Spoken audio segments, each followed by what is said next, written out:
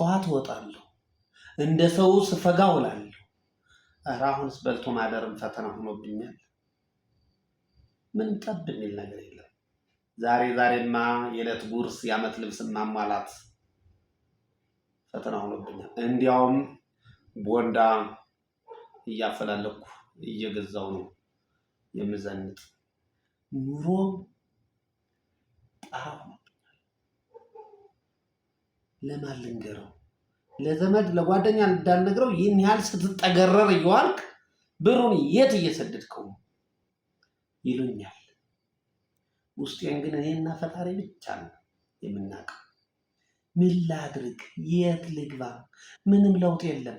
ከቀን ወደ ቀን ከሌሊት ወደ ሌሊት ምንም ጠብማ አይልልኝ ብላችሁ የምትቸገሩ ወንድሞቼ እህቶች፣ እውነት ነው አውቃለሁ።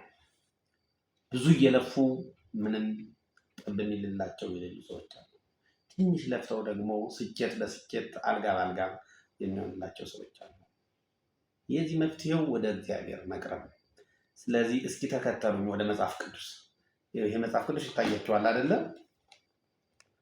አዎ፣ መዝሙር ቃል ኪዳን ያለው ነውና መዝሙር 18 ላይ ግቡ።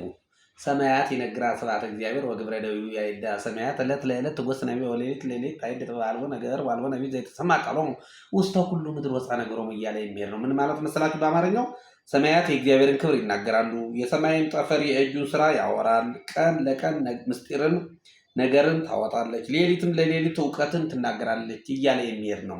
ስለዚህ ከቀን ወደ ቀን ለውጥ እንድታመጡ፣ ከሌሊት ወደ ሌሊት ከቀን ወደ ቀን ስኬት እንዲመጣላችሁ፣ ይህም የሚሆነው በጌታ በእግዚአብሔር በጌታ ኢየሱስ ክርስቶስ ኃይል ነውና ተጠቀሙበት።